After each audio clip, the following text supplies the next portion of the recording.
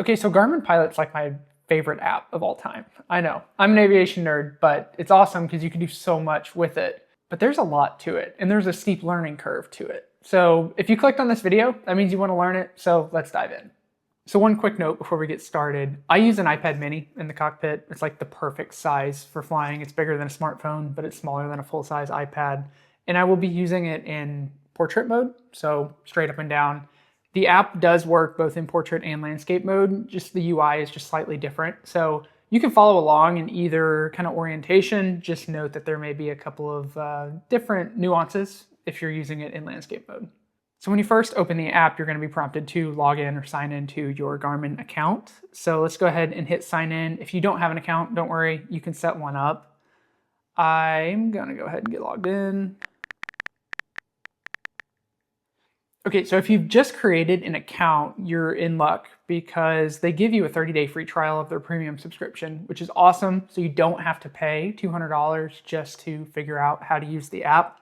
If you have a flightplan.com account, you can go ahead and link those right now. I'm going to skip this because I don't use flightplan.com, but you can go ahead and log in right here.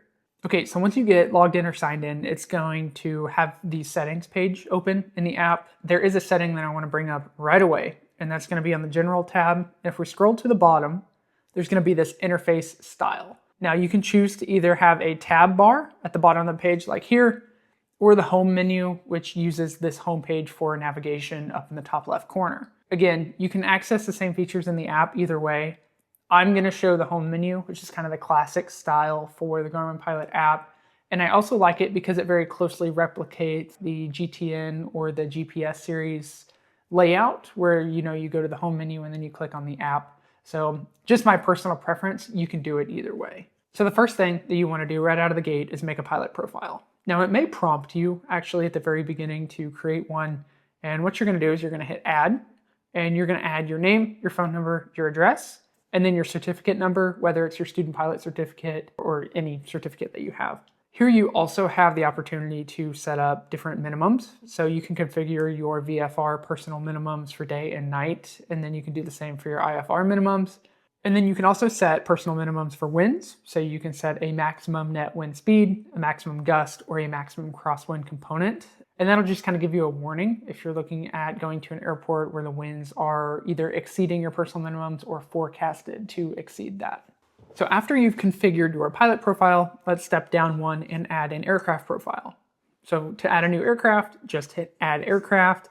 Now, if you fly a pretty common airplane, you're in luck because Garmin Pilot has a lot of pre-saved information for different aircraft models in here. If it's in here, that's going to save you a lot of time. But don't worry, if it's not, you're just going to need to grab your POH and get a cup of coffee and get ready to start putting some information in. So I'm going to go ahead and set one up for a Piper Dakota. So I'll click on Piper, scroll way down here to Dakota. So this acknowledgement right here is just stating that you should compare the information to your POH.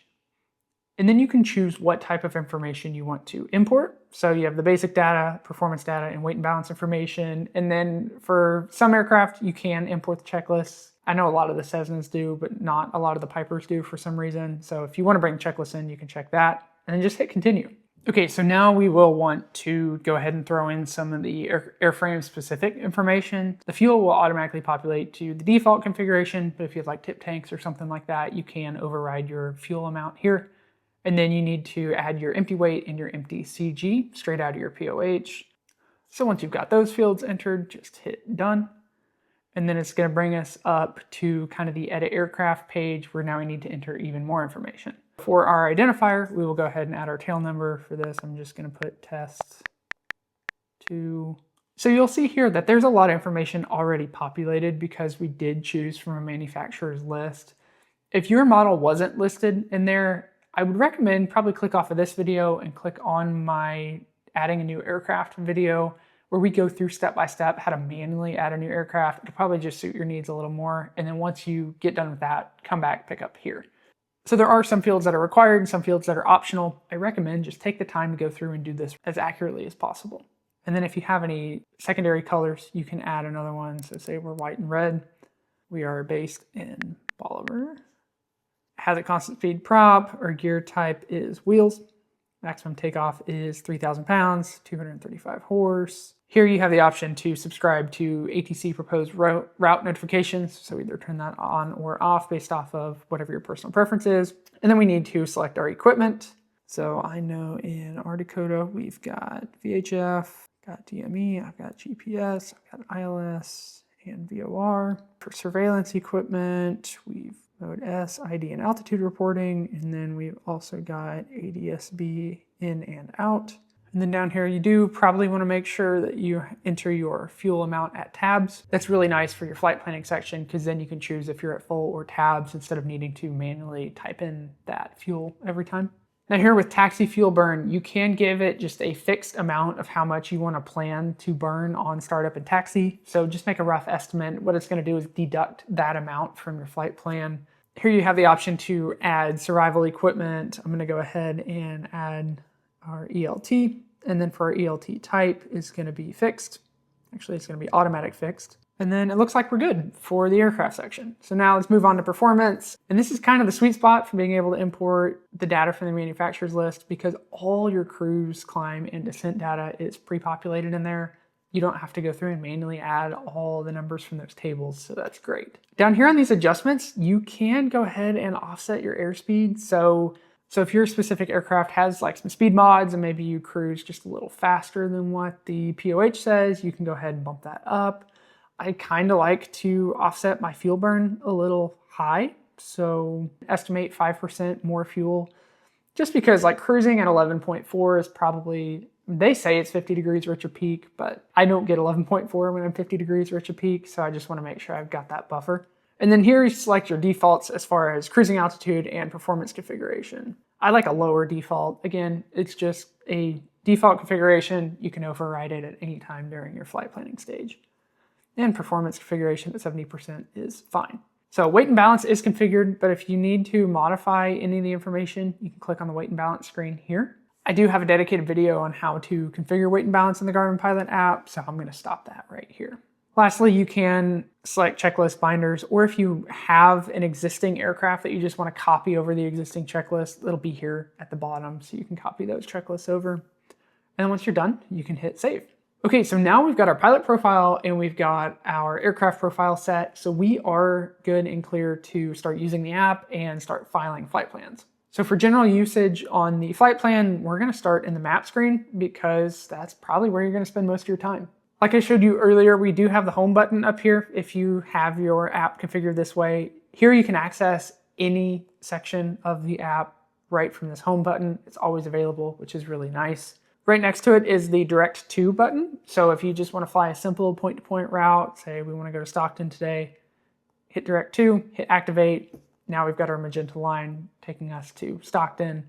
If you want to cancel that, just hit Direct To again, hit Cancel, and it cancels, or you can press Reactivate if you kind of get off track a little bit. The nearest button will show a list of all the nearest airports to you, and then you can click on them to get the exact bearing and distance too. So it's pretty good in an emergency. However, if you are in an emergency, you can press the emergency button, and that's just going to make it full screen. It's going to get rid of non-essential information and pretty much give you the same function as far as being able to click on airports and get the exact bearing and distance from the airport. If you want to search for a waypoint, press the search key up here, and you can search any like airport code. So if you want to view it on the map, there's DFW. But you can also, like if you don't know the identifier, say we want to fly to Columbus, we can type that in and then it'll tell you where the Columbus airport is. So that's kind of a nice feature to have because a lot of times I don't know the identifier, I just know the city. So it's a good way to track it down.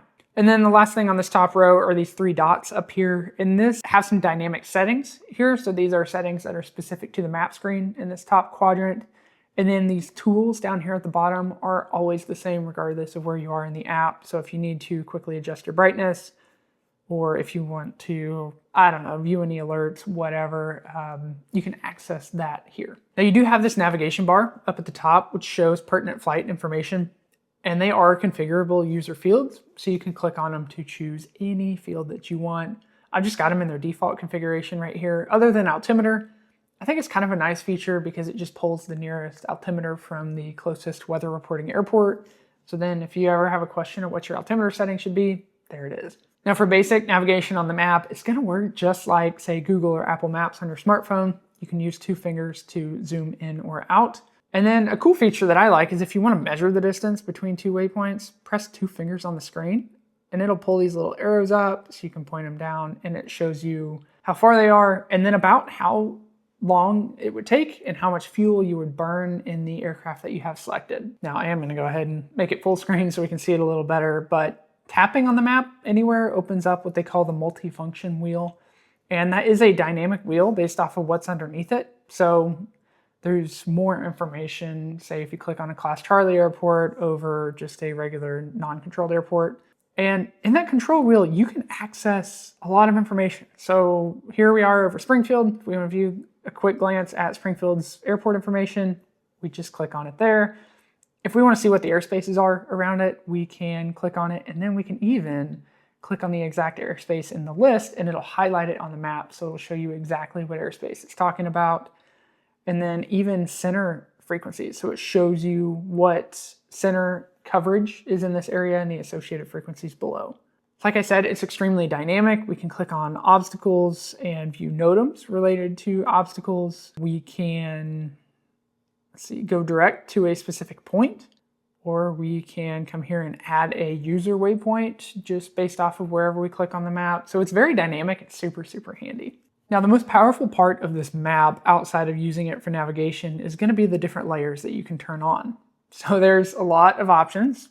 Don't get overwhelmed, but we'll walk through them. So you have different types of maps that you can turn on. So you just kind of have the basic roads and borders map. I personally really like the VFR map, and then we can come in here and click information and let you view the advanced map setup screen. And I like the topographical setting on, so then when you zoom out, see as elevation gets higher, then the shading changes. So you can kind of see a graphical representation of the shading. And then you can turn on like what color of waypoints and airports do you want to view, and just all sorts of different information as far as how far out you can see labels and airspaces and cities. So I leave this mostly on its default configuration, but you can like slide it, optimize it to the exact settings that you like, which is pretty cool.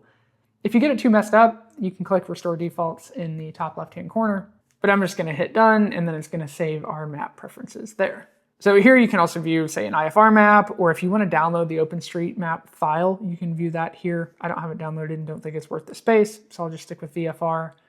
And then over here on the right-hand side, you can actually overlay charts. So you can do like a geo-referenced VFR sectional, which is kind of nice, especially for flight training. If you want to go back to learning about how, you know, the different symbols and all that on a sectional. And the cool part is you can still overlay like your NOTAMs and your weather radar and all of that right on top of the sectional. It's a little busy for my day-to-day flying, so I don't use it all the time, but it's a good feature to have. I do at least download the sectionals for my general area. You can also do the same for IFR charts. So you can view the high or the low IFR chart. And then if you're flying a helicopter, you can do the VFR or IFR helicopter overlays. Moving down, you can view the overlays, which are mostly weather related. There's all sorts of really good information here. So obviously radar is going to show this mosaic of precipitation up here.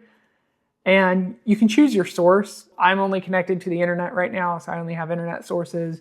But if you have it paired to like a GTN or to a GTX transponder that's receiving ADS-B in or Sirius XM in data, you can select your radar source from here just by toggling between these guys.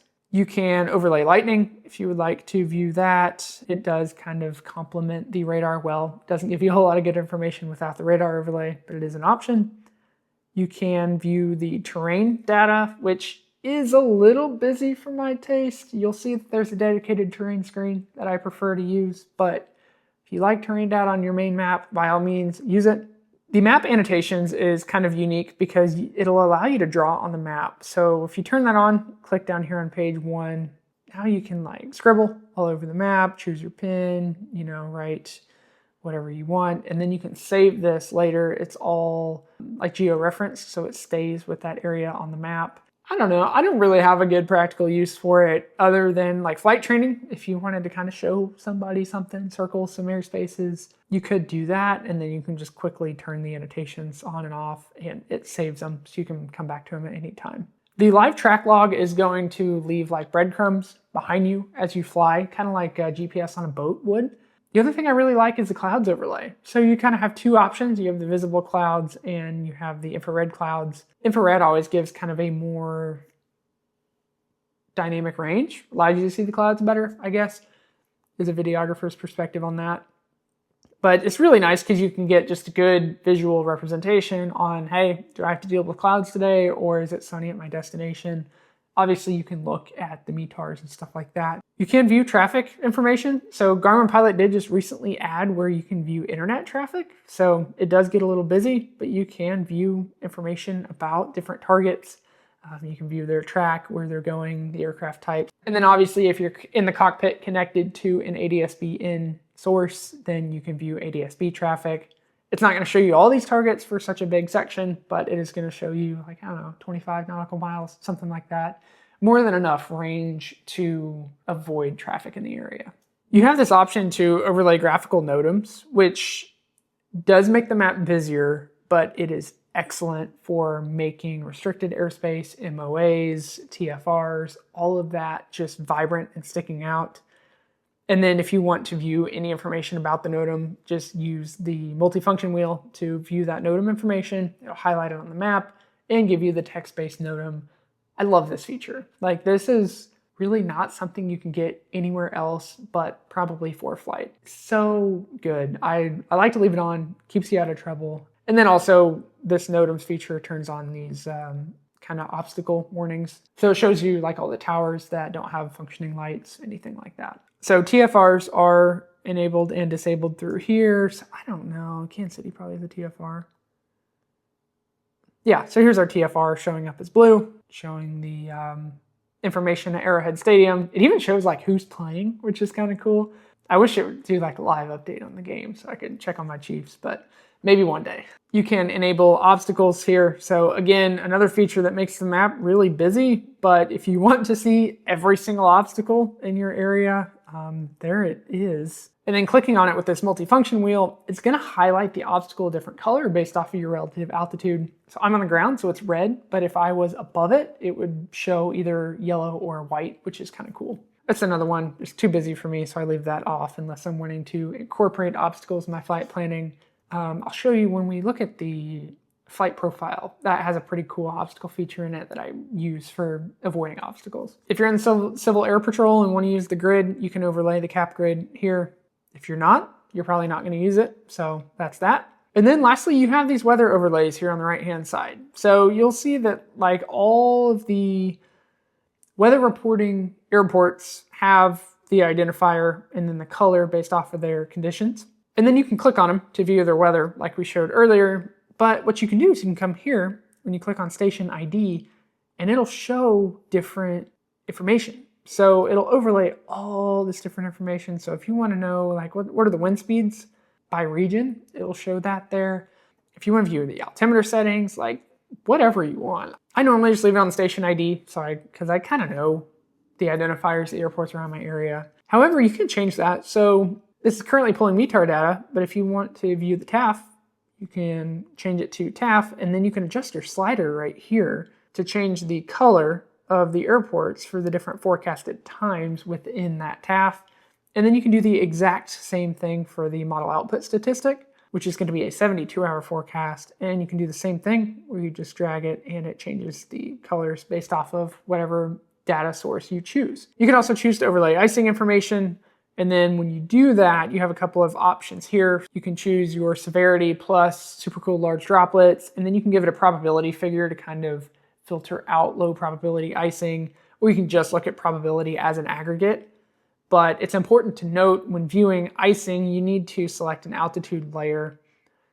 So it's summertime here, so we're not gonna get any low level icing, but as we step it up, you can see that the icing starts to come in. And then as we change our probability, that's going to change. So a higher probability is going to shade less on the graph. Great for my guys that either fly high or for the wintertime IFR flyers. Winds can be viewed here. So now you've got the wind barbs that are overlaid, just kind of the standard NOAA wind barb. I don't know. I feel like there's better ways to report winds aloft, but you've got this information here if you want it.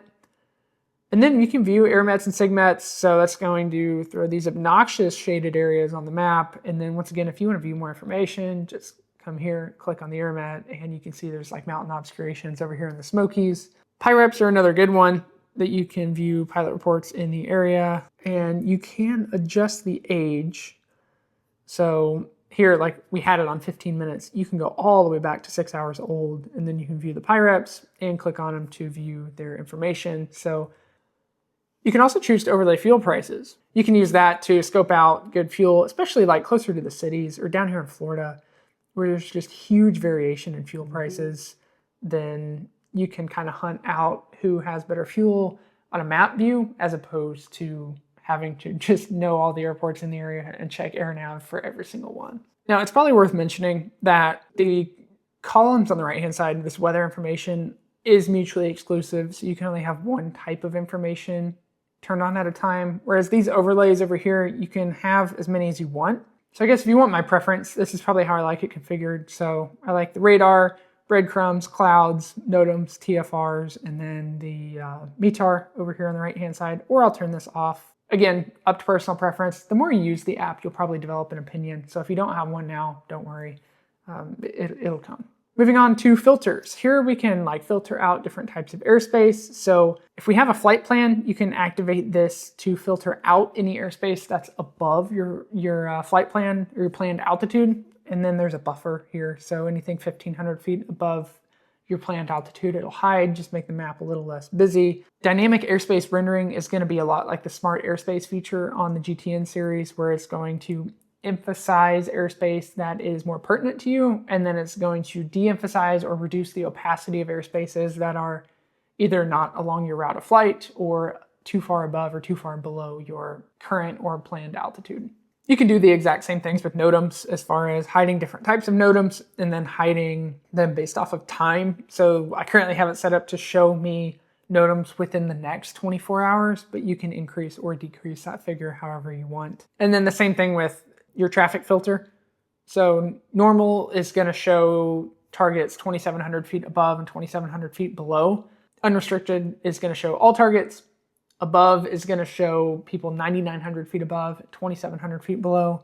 And then below is going to show people 9,900 feet below and 2,700 feet above. And then here is your breadcrumb option for selected targets. So essentially, if you have that turned on, you click on a target on the map, it will show kind of their previous routes. You can see, are they flying direct on a straight line? Are they doing clearing turns? So that's a good feature to have that is not in the GTN series, which is really nice. Down here, you have some radar specific options. So you can customize your radar colors if you'd like to whatever the different shadings are. I like the Garmin and the Classic, but however you like to view these is up to you. Here you can adjust the opacities of the different layers. So if, say, the radar is too obnoxious or the clouds are too obnoxious, we can kind of change those sliders a little bit. By default, they're all at about 75%, which works pretty good.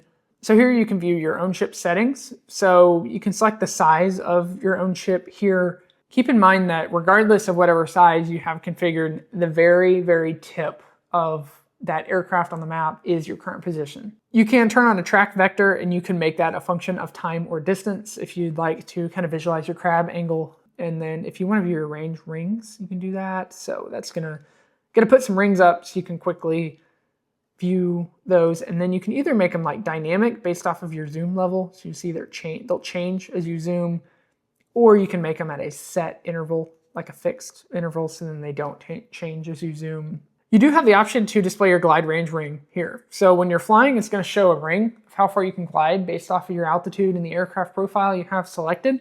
And it will account for terrain and wind's aloft. So it's a really good feature in an emergency, but it will drain your battery and it puts a lot of processing load on your iPad. So it'll probably make it overheat in the summertime, and it'll probably make you run out of battery before you're done with a cross-country flight. So as much as I like it, I don't leave it on, but just know how to get to it in case you do end up needing it. Here you can choose to view extended center lines for your destination airports. Say we want to load up Springfield, and then as we zoom in, it will show these center lines so you can get lined up. If you're flying along final, you can get lined up right on there. And this setting will show at what point, as far as zoom level, do center lines become visible. So it's based off of down here in the bottom left-hand corner, whatever zoom level you're at. So once we get down to 1 nautical mile, it'll show those. Or if we want to reduce those down, you can do that. Lastly, you have just kind of some general settings. So night mode is going to kind of decrease the contrast on the screen, make it a little easier on your eyes, which is nice. And I leave that on auto, so it just follows default settings of my iPad itself, which follows like sunrise to sunset. And then you have different options as far as configuring auto zoom. So like when you start cruising, it'll zoom you out, kind of like a GTN series would. So that was kind of our 10,000 foot overlay overview. Play around with them, figure out what you like, what you don't like. There's a lot of information. So I would totally recommend using the app on the ground and getting familiar with it as opposed to just trying to learn it when you go up, because it is overwhelming when you're first starting out. I get it. So if you click on the button next to the layers, it's going to show you your entire route. So if you have a big kind of cross-country flight loaded up, you can view that quickly. Okay, so you saw a little bit of it earlier, but you can enable split screen mode by pressing the up arrow. I do want to note, if you're using this in landscape mode, it'll be from the right side over as opposed to coming up from the bottom. Just keep that in mind. And here you can access all sorts of different like little features and sub-menus of the Garmin Pilot app. So I currently have widgets selected. You can click right here to view any of these different areas. So widgets are good because they're configurable. So you can view any of these and then you can add as many of them as you want. So we can come over here and just add a widget, select the type, and show these navigation fields. You can customize them here. So just play around with them, figure out what you like the most. I think they're good, especially like I love this frequency one because it's location based. So I know the nearest CTAF frequency always. I know the nearest ATIS always. So that's a really nice feature. So it's just really good information built in here. Okay, so the next split screen is the flight profile, which is amazing. It's like my favorite feature in Garmin Pilot. And this right here is how I have my screen set up when I'm flying. So I've got kind of the top-down view of my path, and then I've got the horizontal view of my flight profile. So I always know right where I'm at. It shows airspace, and it even highlights it on the map. It's going to show your clearance to the ground. It's going to show obstacles. You can turn it on to show icing conditions. You can show winds. You can show everything. This is a great feature, and you can see it has its own kind of little batch of settings. It does go off your flight plan. If you don't have a flight plan, you're just kind of tootling around, you can change this to track mode. So it's going to show a flight profile for whatever your track is at a set distance. So you can choose your track mode vector length. So if you want to view kind of the flight profile for the next 20 miles, you can do that and then select your corridor width here and make it wider or narrower. 3 nautical miles seems to be pretty good.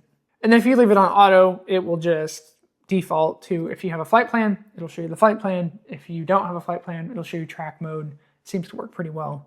You have different types of overlays that you can turn on. So you can do the wind overlays, you can do icing, you can do airspace boundaries, and then I do like to turn on clouds. So we'll kind of show you the cloud symbols at their different altitudes. It's just a really, really good tool. This is a game changer, and it's not, you can't get it anywhere else. Like you can't get this with a paper sectional. So that's why I'm encouraging people to switch to these EFBs because it's just such a great safety feature. Might I say, you can also adjust your time and your date here for like weather and wind forecasts. However, if you have a flight plan loaded, it'll just show you the forecasted information for whatever your forecasted flight plan time is. You have this navigation screen here, which is going to show kind of the default information with your compass overlay and then these configurable user fields. And you can select any of these views down here. So if you just want like the gauge clusters, or if you just want all numerical fields, you have that option here. So it's another good one. Like if you don't have a GPS in the airplane and you want kind of the traditional HSI style navigation, you can view that there. You have shortcuts to any downloaded flight documents if you want. I don't really use this because it's kind of small and quirky, but if you want to view those here, you can do that. And you can view charts. So if you want to open up and view a chart, you can do that. You can scroll around, you can make it full screen. Like there's so much you can do. And then you can even choose to, overlay your flight charts here. Yeah, so then you can overlay your plates by clicking on the globe. And these are geo-referenced, so wherever your current location is on the chart, it'll show. And then if you want to get rid of that, just hit the trash can and it'll pull that plate off. So that's a pretty cool feature for the IFR guys out there. Here you can view and modify your flight plan. It's a little redundant because you can just click up here to modify your flight plan, but if you want to do that without covering up the map, you can do that. The functionality, the exact same. Here's your safe taxi diagram, and this is geo-referenced as well. So when you get closer to it, it'll show your current location. And then you can even choose to turn on any NOTAMs if there are NOTAMs for the airfield, and it will overlay hotspots, stuff like that. So Safe Taxi is a great feature of Garmin Pilot. I always use it when I'm on the ground, and it's just good to be able to view that here. You can view kind of the split screen terrain information. So you do have the dedicated terrain screen. I would probably recommend using this over the terrain overlay for the map, just because there's no use in making the entire map so freaking busy. But it's good, you know, if you're kind of splitting between two mountaintops, you can use that terrain information right here. And then you can quickly switch between your checklists here. So if you have any checklists you're using, but you don't want to leave the map screen, you can run all your checks and you can even edit them right through here. So it's kind of nice. You don't have to be bouncing around from screen to screen. It's just all right here available in the map. You have a scratch pad, which is available to be used here in split screen mode. It's a little small, especially like the ATIS. Like you're going to have a hard time getting in there, even with an Apple Pencil, which I use. I'm going to use the full screen if I'm using this scratch pad for ATIS or for clearances. But it is a great option and it saves. So I can close that out and then go to the scratch pad here, and it's going to save my drawing or my notes or whatever it is. And lastly, you have the option to show synthetic vision. So this is going to show traffic, it's going to show terrain, and then it'll also show your ground speed, your GPS altitude, kind of your navigation data. This could be a good option if you have an attitude reporting source. So if you have it slaved to like a G5 or to a GDL 52 that has attitude information, it just may or may not be available dependent on what your GPS source is. And keep in mind, it's not like an approved source for IFR flying. It's just kind of a backup. Okay, so that was the map. I know there's a lot in there and there's a lot that we didn't cover. So get in there, play around with it, and let's move on to talk about flight planning. So we saw a little bit with the flight plan earlier, so you can either access it by clicking on this top bar here, or you can go to kind of the dedicated flight planning window. Either way, it's all the exact same information. So the basics of flight planning, you have two modes. You have navigating mode and you have planning mode. Your mode is selected down here at the bottom. So you see here now we have navigating mode turned on, and I can switch it to planning mode, and it changes things just a little bit. If you're in navigating mode, it's going to assume the current date, time, and weather information.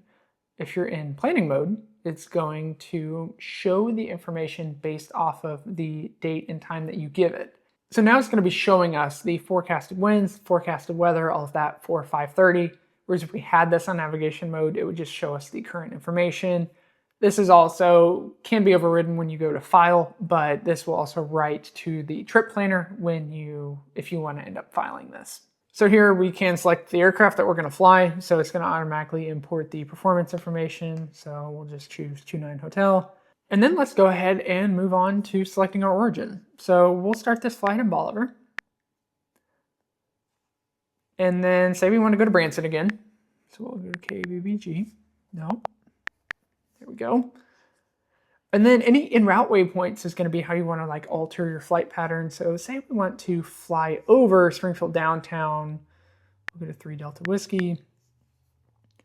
So it'll kind of let us skirt around this section of airspace so we can kind of fly under the Charlie.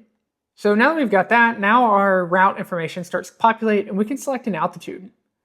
So this is going to import our forecasted weather information, and it's going to estimate our fuel burn, our winds, and our time. So you can kind of scroll through these different levels to see the optimal point, say if you want to prioritize saving fuel or you want to prioritize saving time. So unfortunately, we are forecasting a headwind, but I'll go ahead and just choose 3,500.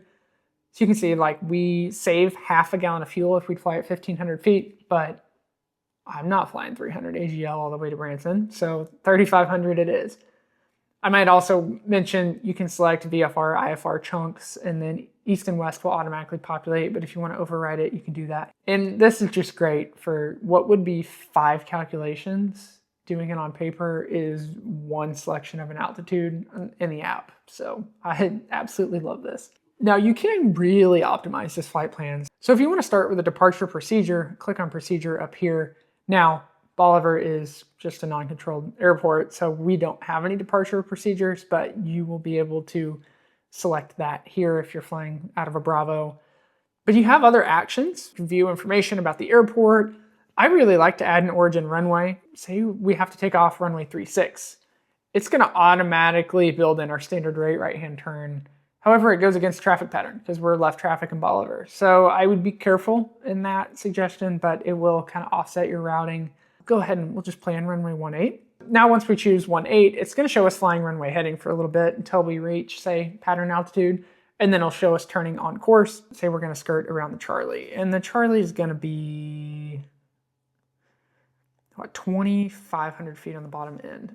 So even though I'm filing for 3,500, I can come down here and say I want to have like a 2,200 foot altitude constraint. So now that's going to keep us flying 2,200 until we reach downtown airport and then have us flying up to 3,500. You can view that with the flight profile. So you can see now we're flying under the Charlie, and then it shows an immediate climb after downtown, but we could delay that climb. Or if we wanted to come back to the flight plan, we can graphically edit this. If you push and hold on your waypoint, say we want to come down here, and we can drop, say, a user waypoint right there, and it's still got the altitude constraint. So now we can come back to the flight profile, and you can see now we're flying underneath Charlie. Now I get this is a lot of work to avoid Charlie airspace, which is nothing. Normally I just transition through, but for demonstration purposes, I wanted to kind of show you how you can use this app to work to your advantage in that situation. So I'll just go ahead and change this back to 3 Delta Whiskey, and now we're back just flying over 3DW. So I don't know if you saw what I did there, but you can just hit replace waypoint. Instead of having to manually remove it and then manually add it, just hit replace. There's all sorts of nice like little configurations that you can have. You can even go down to set it as a fly over as opposed to a fly by waypoint.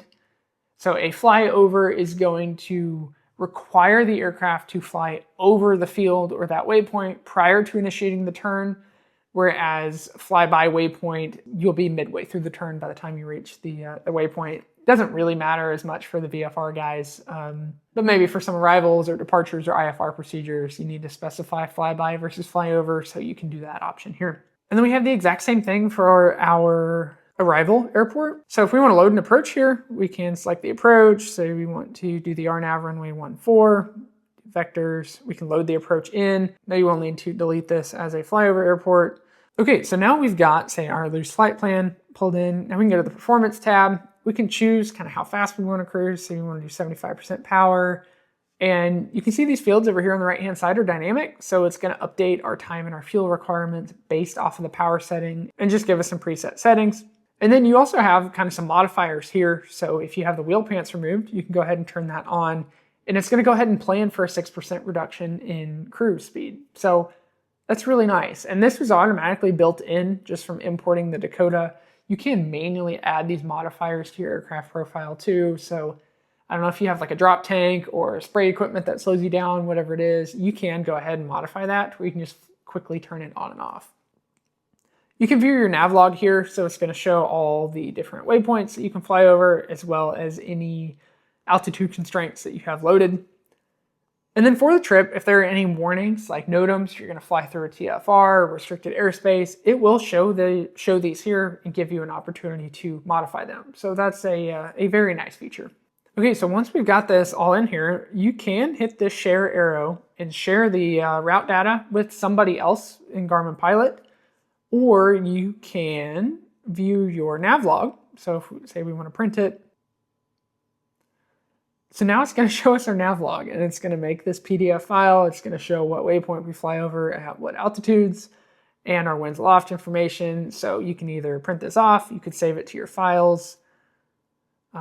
It gives you all your frequencies. I mean, it's a really, really cool feature. And then you can, if you have printing capabilities, say you're At home, making your flight plan, you want to print that off, have a paper copy with you, you're good there. And then if you want to invert this plan, so say you've just flown this flight plan and you want to reverse it, you can hit the kind of invert button and it'll just flip-flop everything else around. And then here, this little briefcase will allow you to double check your downloads along the route. So the green check mark means you're covered, but there may be a little warning symbol up there if you don't have all your downloads, say for a specific region, or if you don't have that chart downloaded, because you can view them all through the internet, but you want to make sure you're covered for offline usage as well. So now here you can do one of two things. You can either create the trip and send it to the trip planner, or you can change to navigating mode and it will automatically start navigating you on course. Now I'm going to go back to planning mode. We're going to create this trip and then it takes us to the trip planner. And this is where you can actually file the flight plan if you're flying IFR or if you want to file your VFR flight plan. There are a couple of different little tweaks and changes that you need to make. Make sure you've got your accurate pilot profile configured. Choose how you want to file. So right here, if you have a flightplan.com account, this is where you can switch from Leidos to flightplan.com and then choose your type of form. Make sure you have your flight rules selected properly and you've got the aircraft that you're going to be flying this route configured. And then it's going to pre-populate all of these flight plan fields. Now, if you manually created a new trip, so you can come here, hit new trip, you can hit load flight plan and it's going to throw in your active or your stored flight plan here. And then if you don't already have this active in your flight planning screen, where it says view on map, that will show activate. So you can just press activate and it will take you to the screen and you'll begin navigating. But for trip planning purposes, this information is already configured. If you're flying IFR, you need to select an alternate. You can type in your alternate destination here.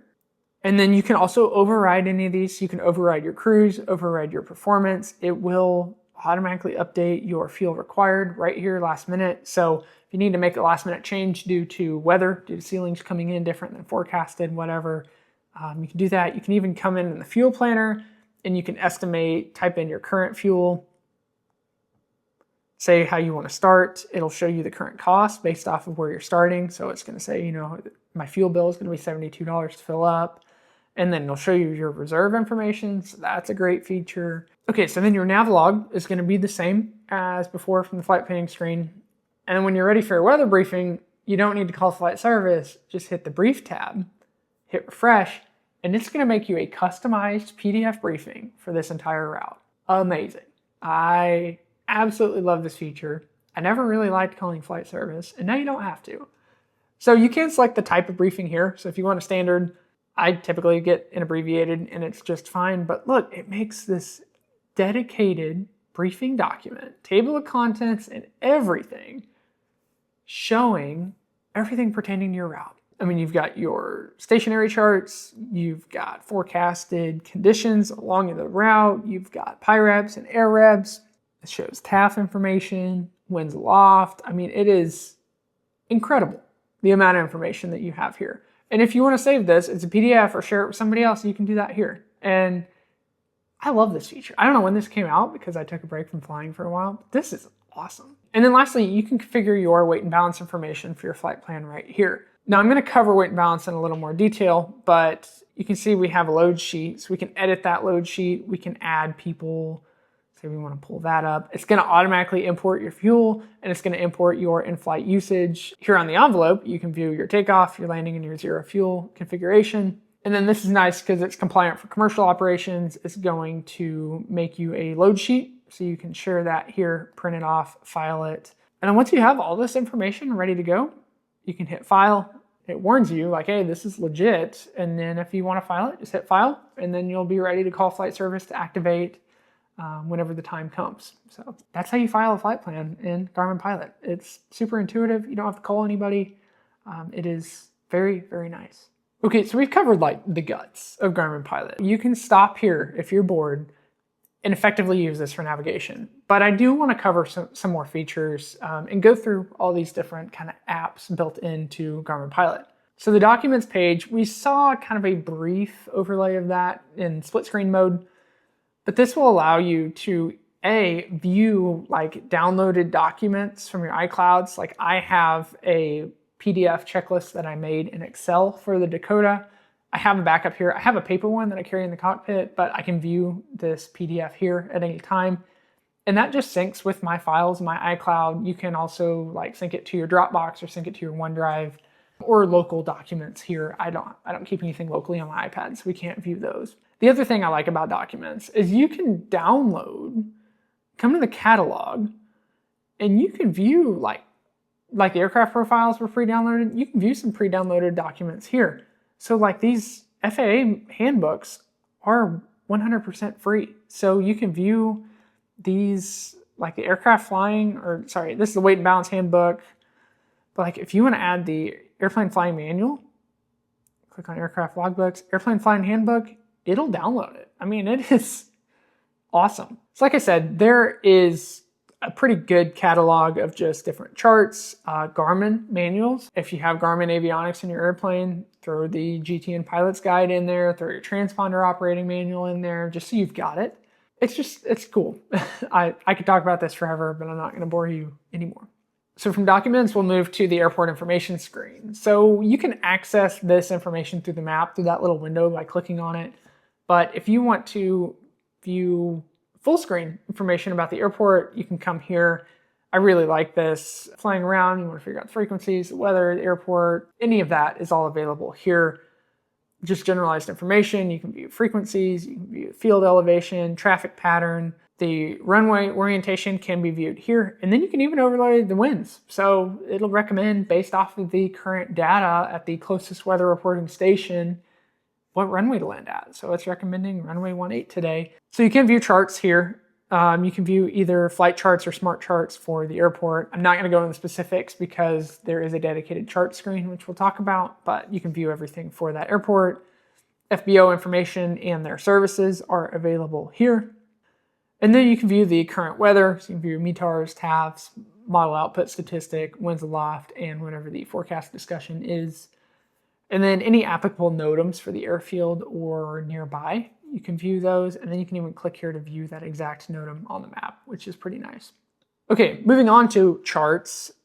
This is where you can get more detailed in your charts. So it's always going to make a binder for your active flight plan. So we have Bolivar to Branson loaded up. Yeah, so we can view the airport diagrams for, say, our destination airport here. You can also manually create binders. So if you want to make this one like for Bolivar specific, you can come here and then you can hit plus to add different charts to that binder. You can just hit add all and it'll go ahead and throw all of them on there. So like if you have some airports or some routes that you frequently access, you can go ahead and create binders for those. And then up here, you can toggle between flight charts and smart charts. So flight charts are going to be your kind of classic, your traditional charts where you can view them here. You can annotate them as always, and then you can click the globe to overlay them on the map.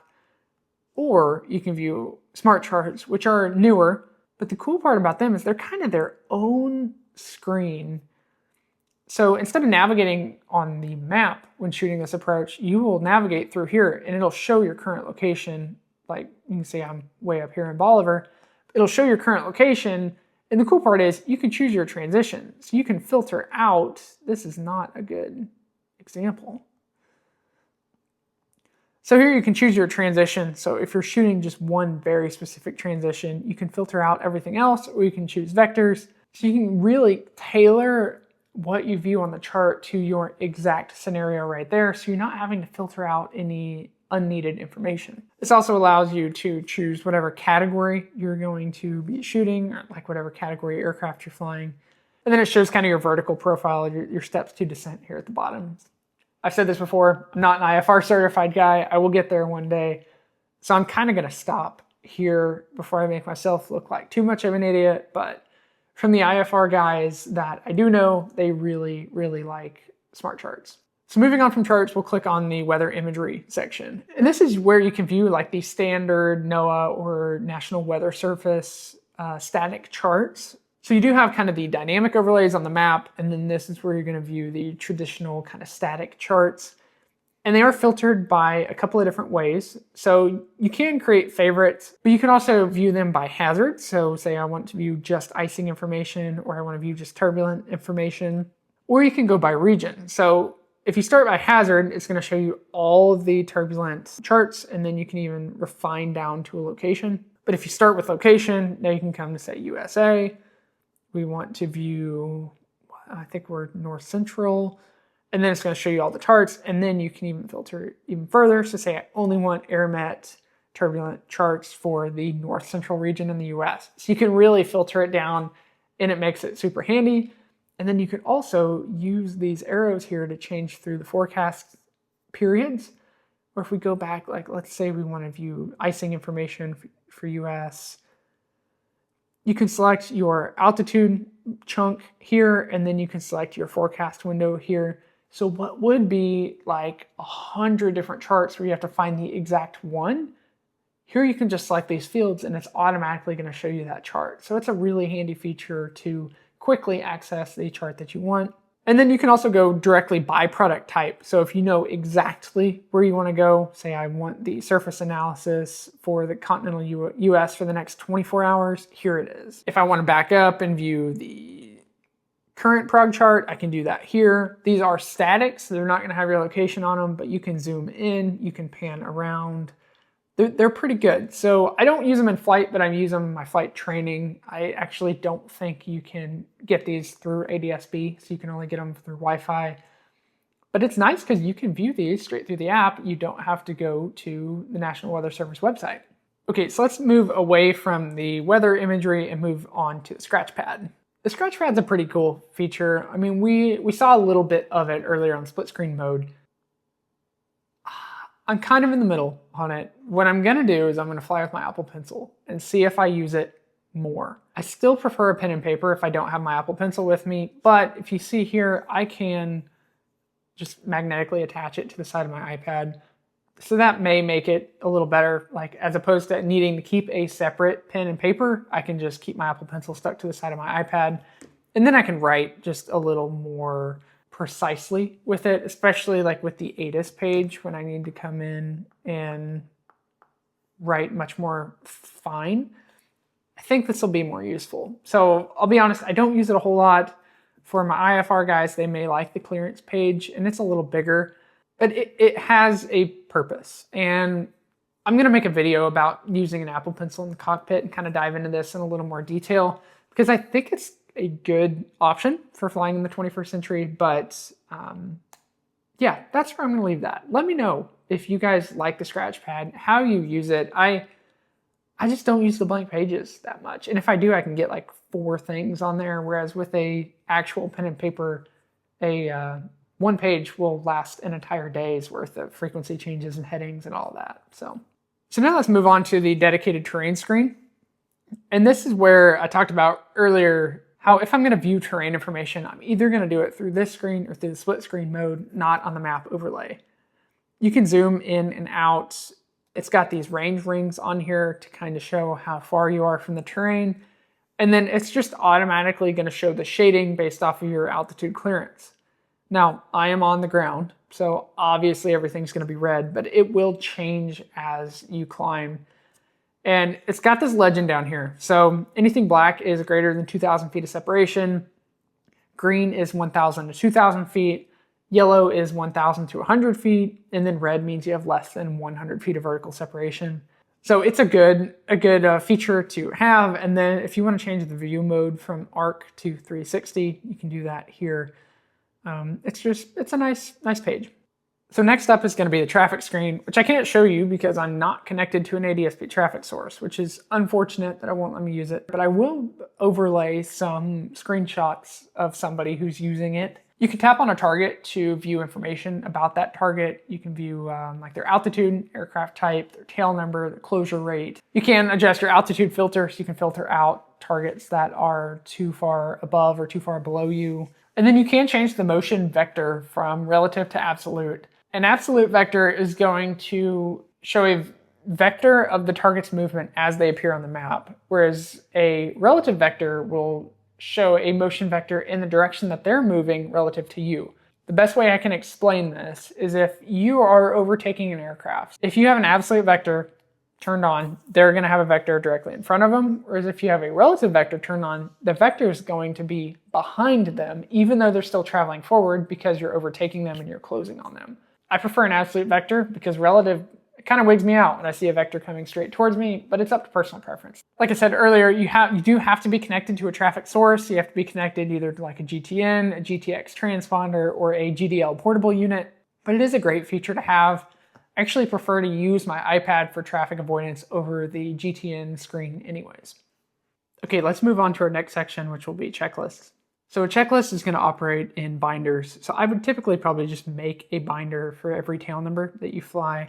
So I have a couple of different ones. I have like the imported ones from Cessna. This tends to be too much information for me. Like if I'm going to run a checklist, I want it to be exactly what I need, nothing else. So I personally prefer not to use the pre-downloaded checklist, and I like to make my own. So I mentioned earlier that I made my own checklist in Excel, saved it as a PDF, had a paper copy. So I just copied that over into Garmin Pilot so I could have a digital version of that. But you can see it's just kind of short, sweet, and to the point.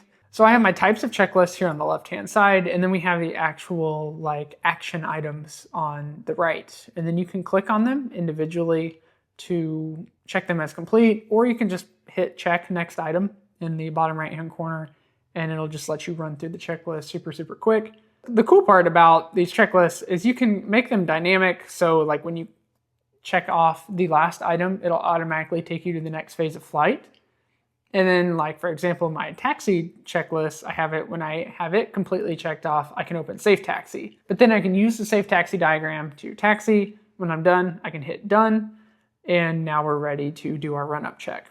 So this can be really helpful. And it's especially helpful in split screen mode when you want to view the map or a Safe Taxi diagram on one side and then the checklist on the other.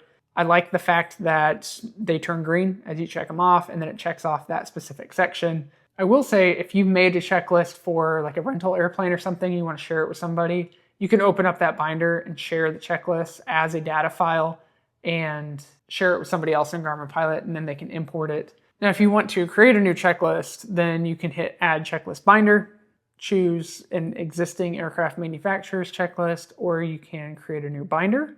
Now, you just want to go ahead and add a checklist. You can add as many as you want. The problem is you can't rename them here, and it's kind of clunky right here. So the big part, just give it a name, press Save. Now, this did pop up in the binders list, which is nice, but sometimes it will kind of act up and a binder you just made won't be visible in the list. If that happens to you, go up here, hit Edit, hit Sort, Unsort, and Done, and then that binder should populate in. I'm not sure why it does.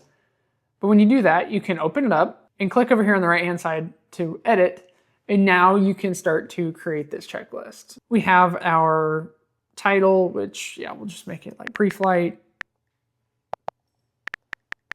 And then we can start adding items. So you have your call and your action, and then you can add another item.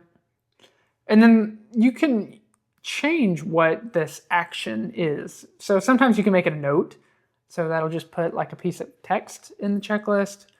Or you can make it kind of a location specific thing. So I like having the altimeter here, and it will just display whatever the closest altimeter setting is. You can also like make it the ground frequency. So at the end of your pre-taxi checklist, you can have it automatically throw the ground frequency for your current airport, or the CTAF if it's untowered. I really encourage you to get deep in these fields and lay them out exactly how you like. I'm a proponent of just keeping them simple and making them perfectly usable no matter the situation. The other thing you could do is you could have like a VFR checklist and an IFR checklist and have these preset fields, go to clearance delivery. Just depends on how detailed you want it. That seems a little too complex, a little too much to maintain in my opinion, but you totally could do it. So let's move on from checklists to talk about synthetic vision. Now this on the top side is exactly like what we saw in the split screen version of the map. It's the same ground speed, GPS, altitude, and kind of your HSI. But you can enable split screen here and overlay, like here are the checklists, or you can overlay your flight profiles. So you have all of the same split screen views that were available to you on the map, just here with synthetic vision on the top. Garmin Pilot does have logbook capability in, and it will auto log your flights. As you see here, I haven't set that up. You can do it all. And it's like kind of cool how it'll automatically log your time, your distance, your track. You can overlay that on the map. It just seems a little too much, in my opinion. And to have it here and to only be able to access your logbook if you're paying the $200 a year to maintain the subscription, what it is very good for would be two things. And that would be reporting. So we all have that insurance request once a year where we've got to go through and add up our total times through aircraft type and stuff like that. This would make that significantly easier because you can just filter your flights by time period and view the different aircraft types and your times and all of that. The other thing is you can link this if you have like an engine monitoring system hooked up, it will data log engine information and tie it to a logbook entry. So that'd be really nice for going back and double checking on your power settings, or if you had something acting funky in flight, you could go look and see what it was. However, I don't use that. So I don't want to like turn you away from logbooks and Garmin Pilot. I just don't use them and I'm not super privy with how they are. So we can move on to talk about weight and balance, which is amazing. Like next to the flight profile feature, this is one of my absolute favorite features in Garmin Pilot. You can calculate weight and balance instantly, and you can adjust your loads, you can move people around. Like it's pretty incredible. Here I already have it set up for this airplane, but if you need to set up weight and balance, you need to do that through the settings. So on the aircraft page, open up my test aircraft, go to weight and balance. If you don't have it configured, you can choose to configure it, or you can modify it here. Here you can turn on like your different envelopes. So if you were able to operate in the utility category, you can turn that on and open up the utility envelope. And you can see what it looks like when you need to manually add it. So you're going to want to open up your POH, and there's going to be that screen. There's a graph that's going to look just like this, showing your longitudinal envelope points. And you want to manually enter the outer bounds of that envelope into the app, so then it knows what is in balance and what is out of balance. You can see I've already done that with the normal categories. So I've chosen my points, and then I've chosen the CG values here to make this envelope. And now I can use the weight and balance screen to adjust my settings to put me in the envelope. So let's just see here, we have put me in there, and then give me like a 200-pound passenger, and then give me some baggage, give me 80 pounds of baggage. And then you can adjust your fuel. And you can see that it automatically uses your flight plan to show your takeoff and your landing weight. If you want to deactivate that, you can turn that off there. And then you can specify how much you're going to use in flight. So say we want to use 25 gallons, and then it will change that.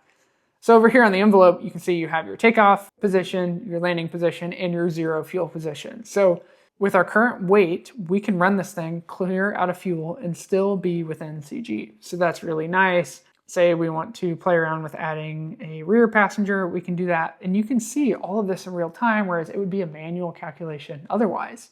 Very, very cool feature. You can view your moment envelope here, and then you can view it kind of as a lateral station chart if you would prefer that. So once you have this configured, how you like it and how your flight's going to be, you can share your load sheet. And I just want to do this so we can view it. So you can see it shows like your weight, your CG, and then your weight and CG at different phases of flight. And then here you can like mark it up, scribble all over it, and then save the file if you would like, or print it. This is another thing that just keeps you compliant for commercial operations, which is really nice. And we got it in seconds. Like you can see how quickly we calculate a weight and balance. We can play around with moving people, and it's a non-issue. So if you still want help on configuring weight and balance, like if you have to manually configure it for your aircraft, check out my weight and balance specific video. We'll walk through exactly how to do it. You can follow along, but this is as in-depth as I'm going to get for weight and balance in this video. We can open the Connext screen, which when you're connected to other devices, whether that's a GTN, a GTX, a GDL, or maybe even a Stratus receiver, you can manage all that information here. You can view the accuracy of your GPS or your weather signal. I like this ADS-B because you can come in and you can view what you have FSB weather for. So if you're in flight and you're like, I don't know, that radar picture looks old, you can come in and make sure that your radar image is up to date. It'll be green if it is. Same thing with XM. You can view your Iridium information. And then you can also like do your flight plan transfer. So if you're connected to a 750XI, 650XI, you can share your flight plan from the unit or share the unit to your Garmin Pilot app. And then you can also manage like your calls or your Sirius XM radio, use like your device as a remote for Sirius XM audio in your GTN. So this is just kind of your all-in management for managing your connected devices. If you want to connect a new device, come down here to all devices, select what it is, and then it'll show you how to connect to it, show you the Bluetooth status. And you can also do like remote firmware updates to your GDL unit through here. So it's just a nice way to manage your devices. Here we have downloads. So this is where you'll manage all your downloads as far as terrain information, your charts, your plates, your navigation data, base maps, all of that will be here. You can select as much or as little as you want. You have the option to download it all, but it is a massive amount of information. So, I mean, depending on your device storage and how much you want to maintain, you can, or you can go through and just select it by region. So you can see like I just have the Americas downloaded for my nav data, my obstacle database, I have only as US, Canada, and Europe. So you can really filter this down. You can also, on your terrain database, you can choose the resolution of terrain data. The low resolution, the 79 arc seconds versus medium being 10 arc seconds. It's like 7 times better resolution, but it's going to be a much larger file size. Just keep that in mind. When they're green, they're current. If they're red, they're expired. You have the option to update all, so you can just press that button and it'll go through and purge out all the expired documents and re-download the new ones. I would just recommend doing that before you go on a cross country and you'll be good.